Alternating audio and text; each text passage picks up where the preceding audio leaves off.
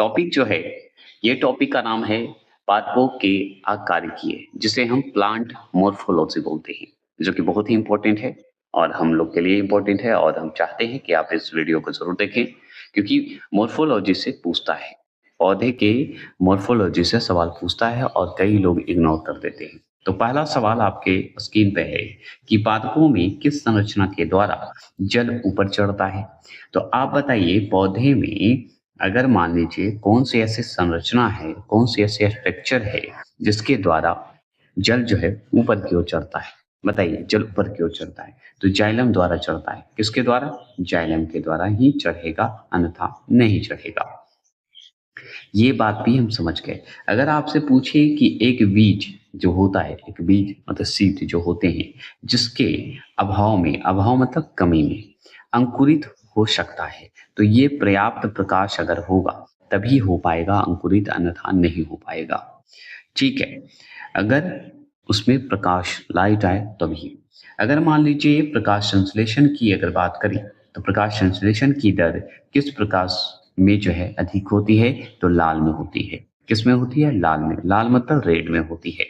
तो प्रकाश संश्लेषण की दर जो है किस प्रकाश में अधिक होती है? तो लाल में होती है, ये हम मानते हैं। और सवाल सुनिए।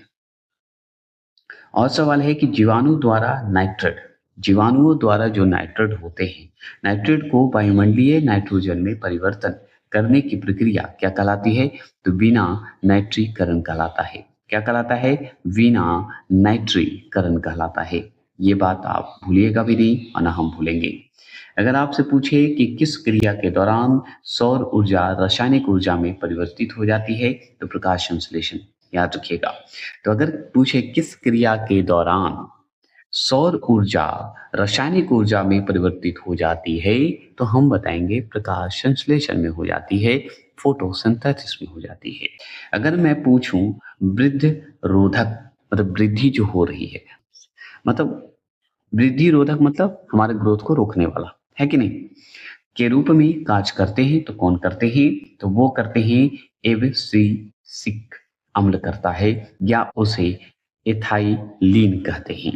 तो देखिए एथाइलिन दे दी तो भी समझिएगा वृद्धि रोधक के रूप में काम करता है, या एब्सिसिक अम्ल बोल दे तो भी ये वृद्धि रोधक काम करता है, ग्रोथ को रोकने का काम करता है। इनहिबिटर्स तो मतलब वृद्धि रोधक बोलते हैं। वृद्धि रोधक मतलब रुकावट करने की बात हो रही है। रोधक क्यों हुआ ना, वृद्धि अवरोधक बोल दीजिए या रोधक, रुकावट। तो किससे होता है? एथाइलिन या हम बताएंगे एब्सिसिक अम्ल के माध्यम से होता है। और भी बात कर लें हम लोग, तो और भी बात करें तो चलिए बात करते हैं। और बात करने से पहले हम समझते हैं कि सवाल और क्या है। तो हम बात करते हैं कि पुष्पित पौधों, जो पुष्पित होते हैं, पुष्प देते हैं, उस पौधे की बात हो रही है। पौधों के बीज किससे बने होते हैं?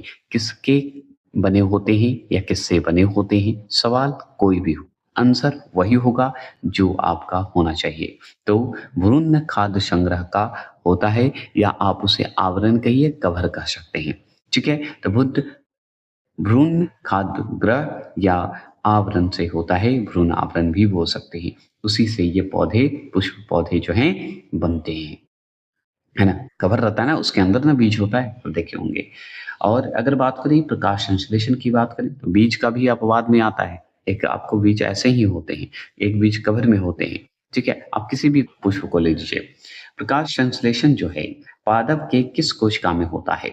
तो अगर प्रकाश संश्लेषण पूछे तो बताइए पौधे के किस कोशिका में होता है? तो क्लोरोप्लास्ट में होता है, फोटोसिंथेसिस में होता है। अगर मैं बात करूं, यदि हम केचुए अथवा जोक, केचुए कहिए या जो कहिए, पर जो है नमक छिड़कते हैं तो वह क्यों मर जाते हैं? तो हम बताएंगे वो कारण है इसका कि पराशरण प्रघात के कारण मर जाते हैं। किसके कारण मर जाते हैं? पराशरण प्रघात के कारण ये मर जाते हैं। तो आप इसे क्या पढ़िएगा इंग्लिश में, हो सकता है आपको हिंदी में ना समझ में आए तो इंग्लिश में दे दे, तो आप क्या समझिएगा? तो इसे हम बोलेंगे डिप्ला, अलग कर दीजिए, डिप्ला शमोलिसिस बता दीजिएगा। तो इसे क्या बोलेंगे? डिप्ला शमोलिसिस बोलते हैं, याद रखिएगा अगर नमक छिड़केंगे जोक पे तो। अब आगे की ओर चलते हैं, आगे हम समझते हैं और थोड़ी-सी आवाज़ गूंज रही है, कारण है थोड़ा-सा धीरे-धीरे मैं स्टूडियो बना रहा हूँ, तो आवाज़ गूंज रही है, धीरे-धीरे ये सेटअप हो जाएँगे। कौन-सी फसल जो है मिट्टी के अतिरिक्त या कौन-सा ऐसा फसल है जो कि मिट्टी को अतिरिक्त नाइट्रोजन प्रदान करती है, तो वो करता है मटर। क्या करता है? मटर।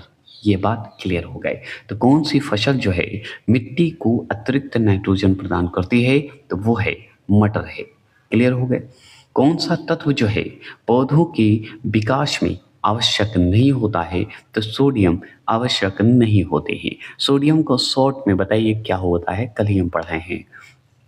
ठीक है, तो आप बताइए कि सोडियम अगर तत्व नहीं है तो कोई बात नहीं, पौधे के विकास में कोई रुकावट नहीं आएगी। क्लियर हो गए? मतलब आवश्यक नहीं है। अगर मान लीजिए आपसे पूछे वर्मी कंपोस्ट की बात करें, तो वर्मी कंपोस्ट क्या है? तो हम बताएंगे कार्बनिक जैव उर्वरक है। क्या है? कंपोस्ट। याद रखिए, वर्मी या वर्मी कंपोस्ट बोल दीजिए, वर्मी कंपोस्ट बोल दीजिए। किस पौधे को हम बताएंगे, किस पौधे को औषधिक भारतीय चिकित्सक हर्बल इंडियन डॉक्टर कहा जाता है? तो आंवला को ही कहा जाता है। आंवला को ही औद्योगिक भारतीय चिकित्सक कहते हैं हम लोग, मतलब हर्बल इंडियन डॉक्टर कहते हैं। अफीम पौधे में जो है किस भाग से प्राप्त होता है? तो अफीम पौधा जो है या पादप किस भाग से प्राप्त होता है? तो फूल से प्राप्त होते हैं। देखे होंगे फूल से प्राप्त होता है अफीम। अफीम की बात हो रही है तो वो तो खत्म हो गई। अब देखिए सबसे पहले बनने वाले प्राथमिक जो है जाइलम तत्व को क्या कहते हैं? तो हम बताएंगे प्रोटो जाइलमा कहेंगे। क्या कहेंगे? प्रोटो जाइलमा कहेंगे। क्लियर? तो सबसे पहले बनने वाले प्राथमिक जाइलम तत्व को क्या कहते हैं? प्रोटो जाइलम कहते हैं। क्लियर हो गए? अगर आपसे इसी में सवाल पूछते, क्या पूछते बताइए? तो हाँ, अगर पूछते कि बताइए कि कॉफी पौधे के किस भाग से प्राप्त होता है, तो बीज से प्राप्त होता है। रेशम के कीट समानतः किस पेड़ पर पाए जाते हैं? शहतूत के पेड़ पर रेशम के कीट आपको मिलेंगे। ये भी बात आप समझ गए होंगे। ठीक है, यहाँ पे देखिए दिया हुआ है कि कॉफी पौधे के किस भाग से प्राप्त होते हैं, तो बीज से। अगर रेशम के कीट समानतः किस पेड़ पर पाए जाते हैं, तो हम बताएंगे शहतूत पे।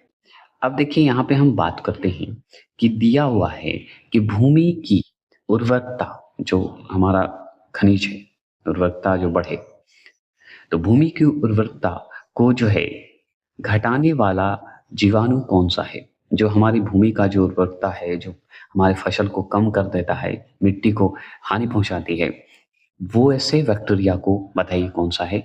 तो वो है थायोबैसिलस या डिनाइट्रिफिकेंस। डिनाइट्रिफिकेंस बोला जाता है।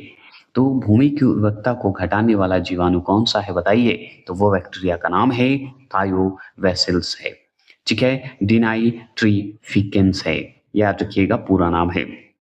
तो थायो को अलग कर दीजिए, वेसल्स को अलग कर दीजिए, डिनाई अलग कर दीजिए, ट्रिफी अलग कर दीजिए, केंस अलग कर दीजिए।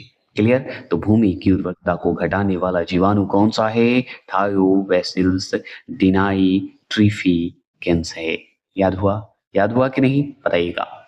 अगर आपसे पूछे कोई भी शब्द हो, हार्ड से हार्ड हो, इजी से इजी हो, याद ना हो, नलिनी अकेडमी ऐसा पढ़ाएगा ही नहीं। हाँ, कुछ कुछ वीडियो थोड़े से बाहरी आवाज या कुछ ज़्यादा माहौल के कारण या बिजी होने के कारण थोड़ा फास्ट पढ़ा देता हूँ, अन्यथा मेरा जो पढ़ाने का तरीका है बस वही है।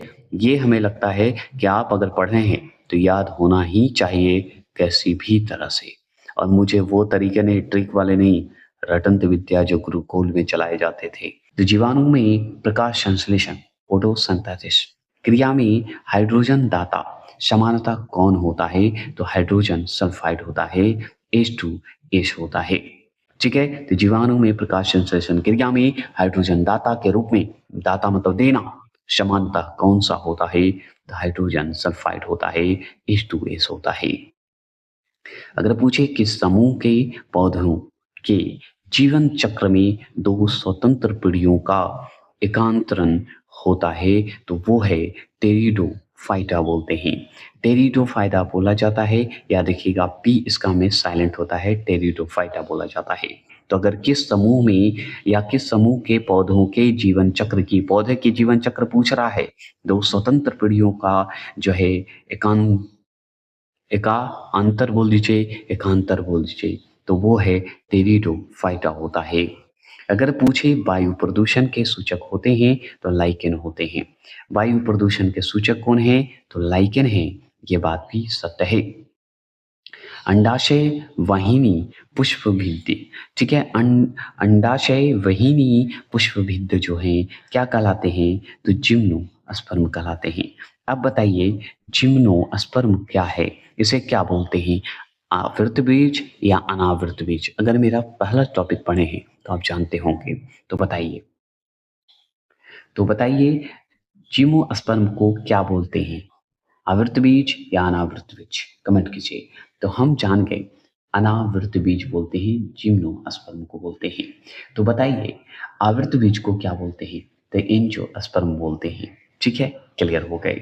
अगर आपसे पूछे बरगद की शाखाओं, जो ब्रांच होते हैं बरगद का, से निकलने वाली जड़ों को क्या कहा जाता है? तो स्तंभ मूल कहा जाता है, प्रोब रूट कहा जाता है। क्या कहते हैं? स्तंभ मूल कहते हैं।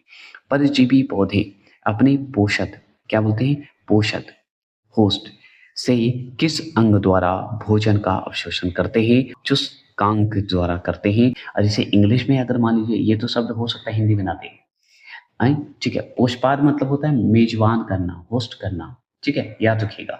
तो इसे हम अगर इंग्लिश में बोले तो क्या बोलिएगा? इसे बोलेंगे होस्टोरियम बोलेंगे। क्या बोलेंगे? होस्टोरियम बोलेंगे। क्लियर हो गए? तो होस्टोरियम बोला जाता है। किस प्रकार के पौधों की जड़ों में द्वितीयक वृद्धि, सेकेंडरी ग्रोथ पाई जाती है? तो वो पाई जाती है द्विबीजक पत्रीय पौधों द्वारा पाई जाती है। ठीक है, द्विबीज पत्रीय पौधे द्वारा पाई जाती है, याद रखना है। तो किस प्रकार के पौधों को जड़ों में द्वितीयक वृद्धि, सेकेंडरी ग्रोथ पाए जाते हैं? तो वो है द्विबीज पत्रीय पौधे पाए जाते हैं। जिसे हम अगर पूछे तो हम याद रखते हैं डाइको, डाइलाइडॉन बोलेंगे। तो डाइको अलग कर दीजिए, देखिए डाइको याद रखिएगा, डाइको टाइलिन अलग कर दीजिएगा, डॉन कर दीजिए। डाइको डाइलाइडॉन्स बोल दीजिएगा, प्लांट होते हैं। क्लियर हो गए? तो डाई अलग कर दीजिए, लाइन अलग कर दीजिए, है ना, और डॉन अलग कर दीजिए, डॉन्स अलग कर दीजिए। डाइको टाइलिन डॉन्स प्लांट होते हैं। याद करने का तरीका है अपना अपना, है ना। अब और देखिए नागफनी का नाम, नागफनी का नाम सुने, नागफनी का नाम सुने होंगे। नागफनी में पत्तियों, जो होती है पत्तियां, किस में रूपांतरित होती है? तो कांटों में होती है। हम जानते हैं पत्ती जो है कांटा होता है, नागफनी हम लगाते घर पे हैं और राजस्थान में ज्यादातर होता है। गेहूं धान जौ, गेहूं धान जौ एवं, मतलब गेहूं धान एवं जौ में कैसी जड़ें, मतलब रूट पाई जाती है? तो तंतुमयी जड़ें पाई जाती है, फाइबरस रूट्स पाए जाते हैं, फाइबर टाइप का रूट्स होते हैं, ये हम जानते हैं। अगर आपसे पूछे रेशादार जड़ तंत्र किन पौधों में पाया जाता है? किस पौधे या पादप में पाए जाते हैं? तो एक बीजीय पत्रीय पौधे में पाई जाती है। तो रेशादार जो जड़ होते हैं वो पाए जाएंगे एक बीजपत्री पौधे में। ठीक है, द्विबीजपत्रीय भी हम पढ़ गए, जिसे हम डाइको टाइलाइन डॉन्स बोलते हैं। लेकिन यही चीज अगर हम बात करें एक बीजपत्रीय, है ना, एक बीजपत्रीय को, तो हम उसे क्या बोलेंगे? मोनोकोटाइन डॉन बोल दीजिए, डॉन्स याद रखिएगा, एक बीजपत्रीय को बोला जाता है। तो मोनोकोटालाइन डॉन बोल देंगे। तो एक बीजपत्रियों में मोनो आ जाए तो एक बीजपत्री हो जाएगा, ठीक है। और डाइकोट आ जाए, डाइकोट, ठीक है, डाइकोट आ जाए तो ये द्विबीजपत्री हो जाएगा, ठीक है। लेकिन सब में अंत में क्या लगेगा पता है? कौ अलग लगेगा, टाइलिन अलग लग जाएगा और डॉन से लग जाएगा, या डॉन लग जाएगा। टाइलिन डॉन लगाते चल जाइए। कौन सा ऐसा पौधा है जो कि मरुदभिद पौधा होता है? तो याद रखिए मरुदभिद पौधा जो उत्तर प्रदेश के मैदानी क्षेत्रों में पाया जाता है, तो उत्तर प्रदेश के यूपी के जो है मैदानी क्षेत्र में पाया जाएगा, तो उसका नाम है एक्सिया। ठीक है, एक्सिया याद रखेंगे। अगर आपसे पूछेगा कि पुष्प का सहायक अंग किसे कहा जाता है? पुंज एवं दल पुंज को कहा जाता है। तो वह दलपुंज एवं दलपुंज को कहा जाता है। कुरला, कुरला बोला जाता है दलपुंज को। ठीक है। फूल की सबसे बाहरी हरे रंग की पत्ती जैसे भाग समूह को हम कहते हैं दलपुंज। बस इतना जानिए। बाहर दलपुंज हुआ वही बाहर की ओर हो गया। ठीक है, याद रखिएगा। और दलपुंज का मतलब ही होता है, कोई दिक्कत ही नहीं है। ठीक है, जिसका मीनिंग होता है COROLLA। ठीक है, याद रखिएगा। चलिए आगे चलिए और समझते हैं यहाँ पे को थोड़ा सा टेढ़ा मोड़ा। जो शब्द को मैं टेढ़ा मोड़ा करता हूँ इसका मतलब ये नहीं समझिएगा कि मैं ये कर रहा हूँ, जानबूझ के करता हूँ कि आपको याद हो।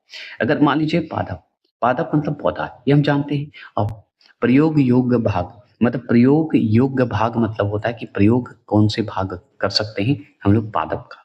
तो जैसे लहसुन और प्याज का कौन सा भाग हम लोग उपयोग करते हैं, प्रयोग करते हैं, तो सल्क कंद जिसे बुल्ब बोलते हैं, बुल्ब बोल दीजिए, बल्ब बोल दीजिए। ठीक है, तो सल्क कंद वाले भाग को हम लोग उपयोग करते हैं किसके लिए, लहसुन और प्याज के पौधे के लिए।